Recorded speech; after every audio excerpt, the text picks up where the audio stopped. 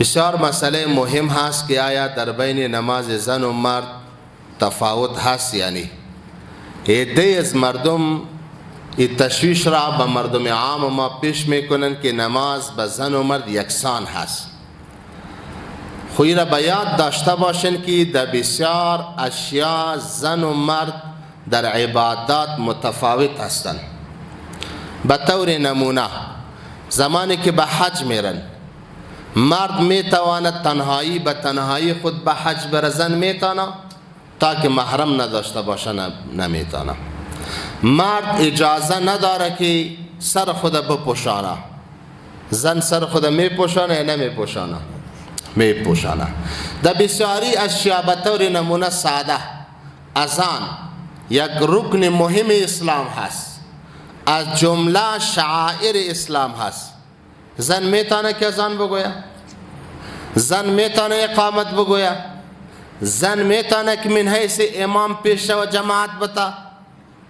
در زن پیامبر آمده در طبقه زن؟ نامده. یعنی در بسیار اشیاء عبادات زن و مرد متفاوت هست. پس عین شکل مذهب ما میگه، مذهب حنفی میگه به استناد احادیث داریم ما که در نماز هم در بسیار کیفیات در بسیار طریقه ها این نماز زن با نماز مرد متفاوت هست. زمانی که یک نفر چادر پوشیده، زمستان هست، در زیر چادر دستایش در زیر چادر هست، زمانی که امکان داشته باشه و برش مشکل نباشه، در وقت تکبیر تحریما که تکبیر اول هست، دستا را باید از زیر چادر کشیده و تا نرمی های گوش بلند بکنه، الله اکبر بگویه. خود زن نباید اینطور بکنه. زن از امو زیر چادر به برابری شانه خود دستا را بلند میکنه. مرد دستا را زیر ناف بسته میکنه، زن در سر سینه بسته میکنه دستا را. عین شکل رفتن در رکوع، رفتن در سجده، مرد باید بازوهای خود را از شکم خود، رانهای خود را از شکم خود یا دور داشته باشد، دستایش دور داشته باشد که در زمین نچسبه، که شکمش نچسبه، ای اندامهایش از هم دور باشند، در فاصله باشند. اما زن باید همه اندامهایش چسبیده باشند با یکی دیگه. فقهای ما میگن زن حالتی که بسیار استر باشد و ستر و حجاب و ستر عورت دش زیاد نگاه میشه، به مو حالت نماز بخواند. از همین خاطر فقهای ما میگن در بسیار کیفیات نماز زن با نماز مرد متفاوت هست. ما در این مورد یک رساله نوشته کردیم، تفاوت در بین نماز زن و مرد در دریس به استناد احادیث که چند مواضعی است که نماز زن با مرد متفاوت هست، فرق داره. به استناد احادیث نماز زن و مرد یکسان نیست. شوهر گفته میخوام طلاق بدهم، طلاق واقع میشه یا خیر؟ این مثلا زیاد پیش می آیا، در واتساپ هم زیاد پرسیده میشه، در تلفن گپ میزنه یک شوهر که زن خود قار شد، در مهین گپای خود میگه میخوام به تو طلاق بدم. به این طلاق واقع نمیشه. اول خود دوستا کوشش داشته باشن که می بحث طلاق نکنن. این تو که کلمه موزر هستی طلاق، اگر از دانت بیرون شد قصد مست نمیخواه، باز میگه والا ما بسیار پشیمان هستم، ملاسب چطور کنم؟ ملاسب خو برد حلال کده نمیتونه، در دست ملاسب خود چیزی نیست. ملاسب غریب خو مسئله کتاب برد خواد گفت، باز یک بانه و دگه بانه، والا ما اینطور گفته بودم و یک شنگش پت میکنه و یک شنگش میگه و یک گپش راست میگه و دیگه گپش دروغ میگه. چی ضرورت به میگه گپ؟ که از اول باید انسان حالات خود کنترل داشته باشد. کلمه طلاق بسیار خطرناک است. یک دفعه که از دهانت برآمد باز کنترل نمیشه. این مرمی وارث، مرمی که برآمد از توفنگ پس داخل نمیشه. پس بسیار در این موضوع احتیاط بکنیم. خود طلاق در این وعده طلاق است، یکی طلاق دادن است، یکی وعده طلاق است. یک نفر میگی که ما تو را میزنم، صحیح است نه؟ این زده نشده، وعده داده ای که میزنم، تهدیدش کردی، تهدید است. یکی بزنیش. عین شکل طلاق یکی واقع شدن طلاق است که کلمات انشاء استفاده شوه بعد از او طلاق واقع میشه. اما نفسی ای که ما به تو طلاق میتم، طلاق برات خواهم داد، ای وعده طلاق است، تهدید هست، خود طلاق واقع نمیشه. کوشش شوه که کلمات استفاده نشوه. اگر کسی دعای قنوت یاد ندارد چی بکند؟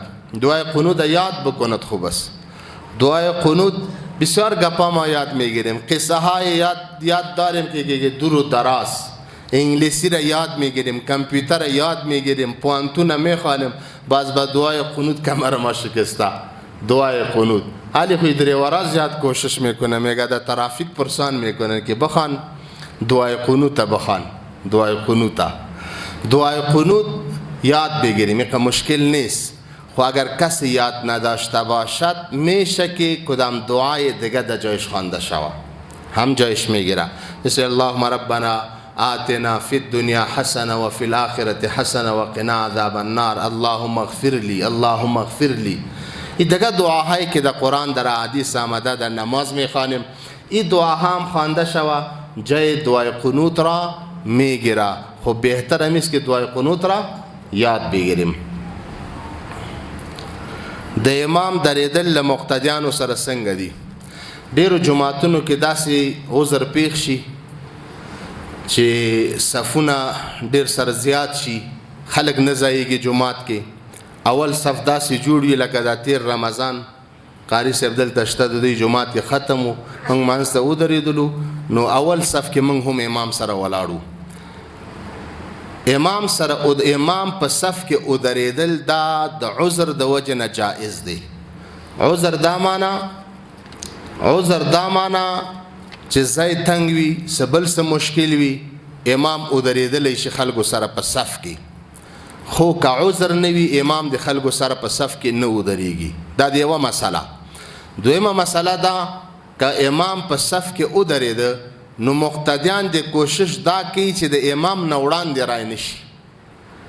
که مقتدیان د امام نه وړاندې راغلل نو د دې مقتدیانو مونځ نه کیږي. د مقتدی شابه امام مخې ته نه راځي، ورنه مونځ.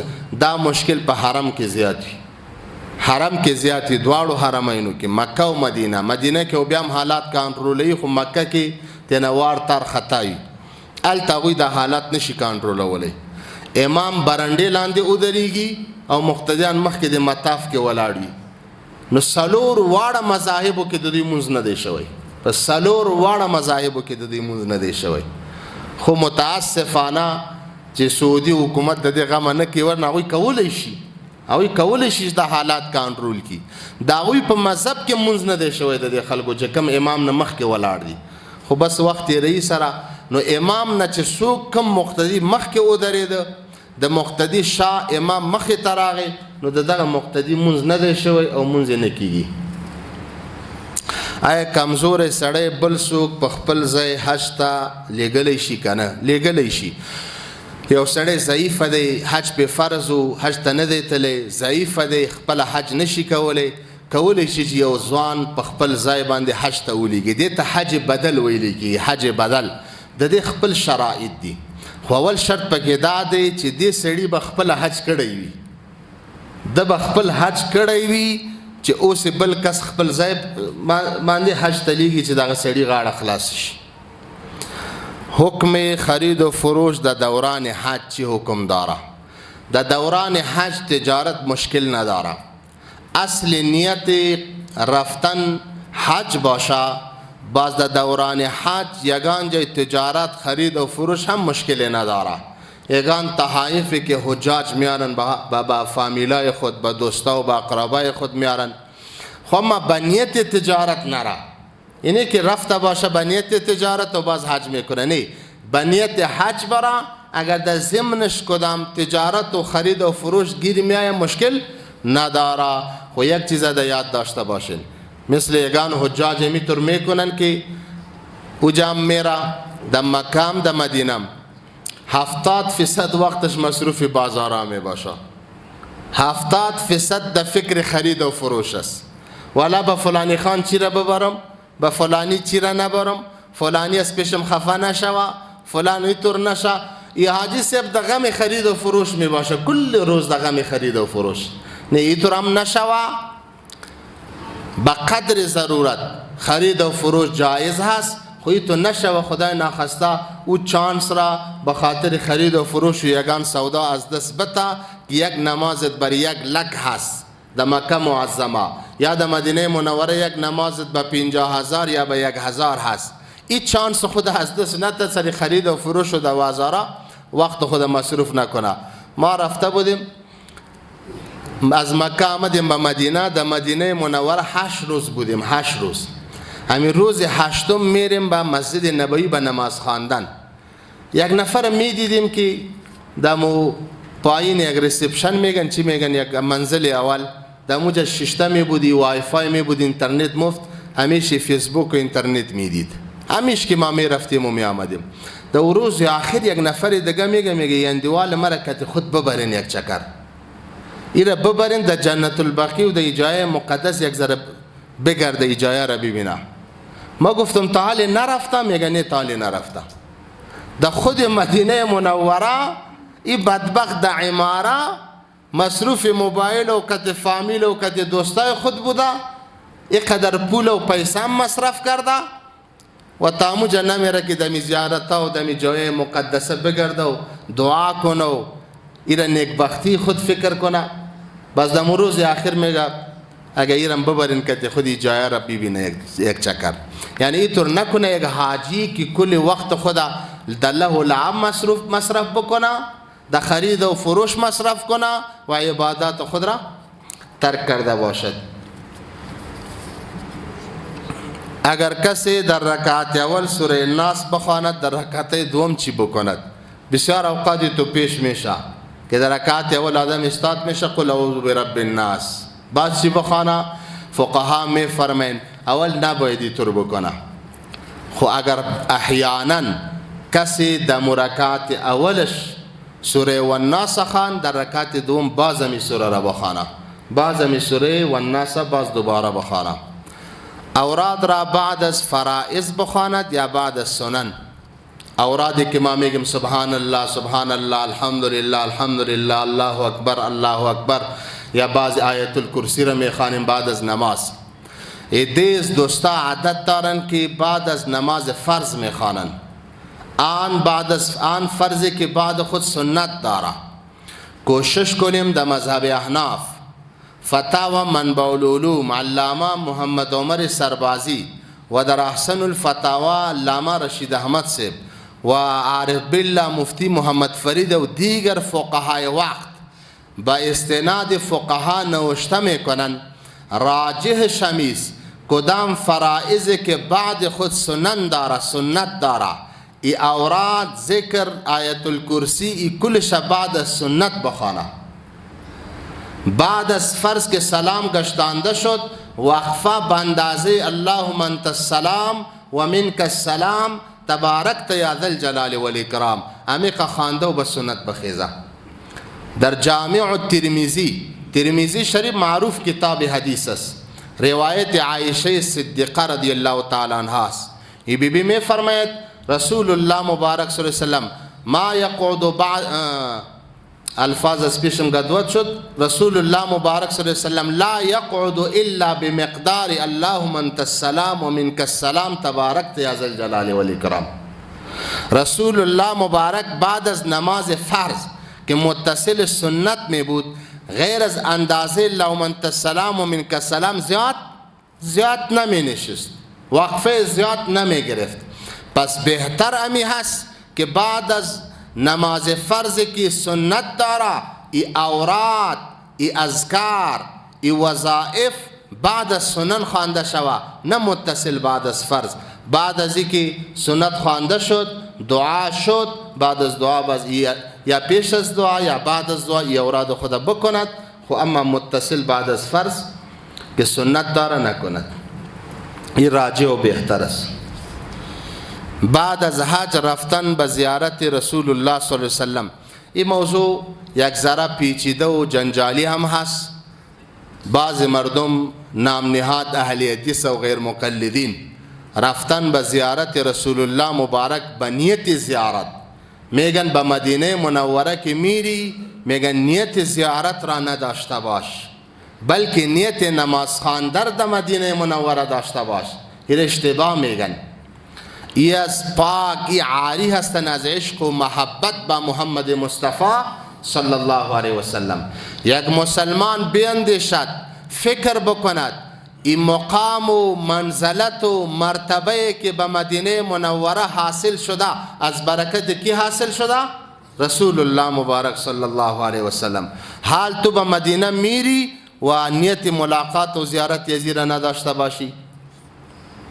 رسول الله مبارک صلی الله علیه و سلم میگه کس به زیارت من نبیای حج بکنه و به زیارتی بیوفاست. من زار قبری وجبت له شفاعتی، کس زیارت مرا کرد در حق ازی شفاعت ما واجب میشه. رسول الله مبارک میفرماید این بزرگا چقدری که به مدینه دی سیرای وجود داره.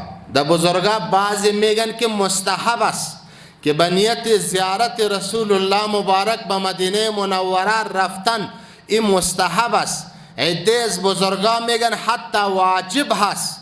اما بعضی نظر معتدلی هست مثل که حکیم الامت مولانا اشرف علی تانوی و علامه ابن عابدین شامی اینها میگوین که با زیارت رسول الله مبارک رفتن به مدینه منوره این قریب به واجب هست، از مستحب بالاتر است، قریب به چیز؟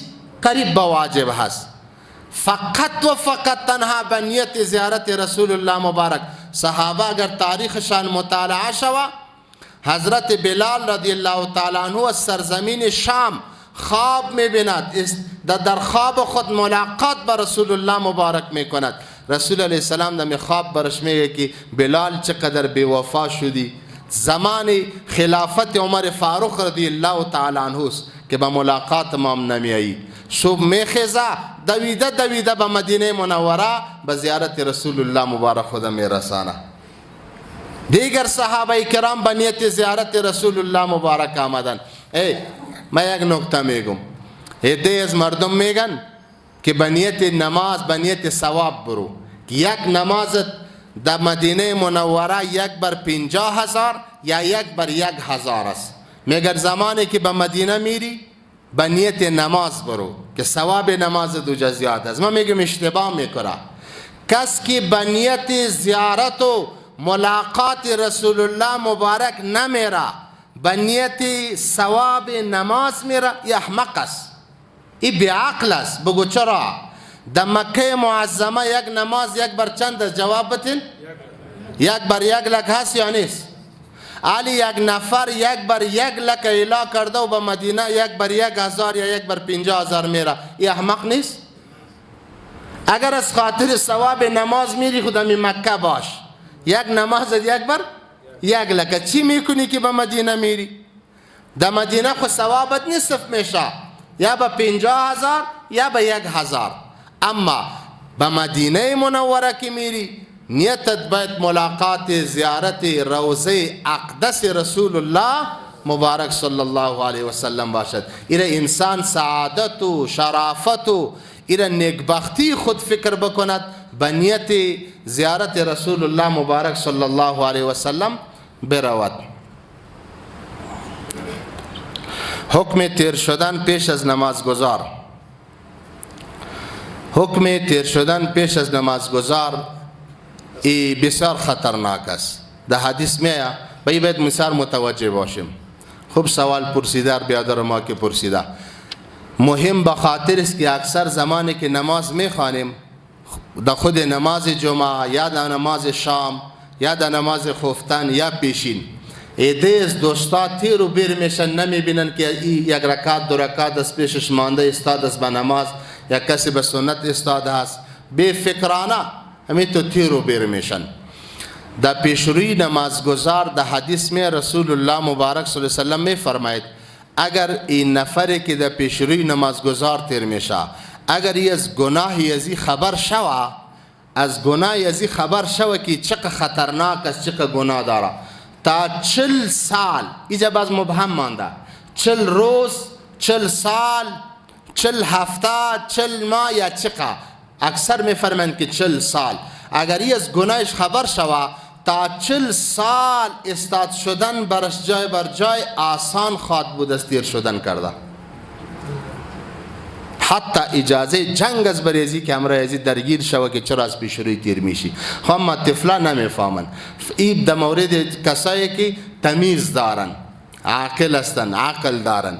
خواهم ما کوشش کنیم که در این مورد بسیار محتاط باشیم. کسی که در نماز استاد باشه نباید از پیش رویش تیر شویم، خدا باید گناهگار نکنیم. این دو خزه سر نکاح کول سنگه دی. با زنی که کافر باشه ایش نکاح نمیشه. یکی از شرایط نکاح همیست که هر دو جانبین باید مسلمان باشن. اگر جوان باشه، شاه باشه، دختر، هر طرفش که کافر بود، مقصد نکاحشان درست نیست، نکاحشان نمیشه.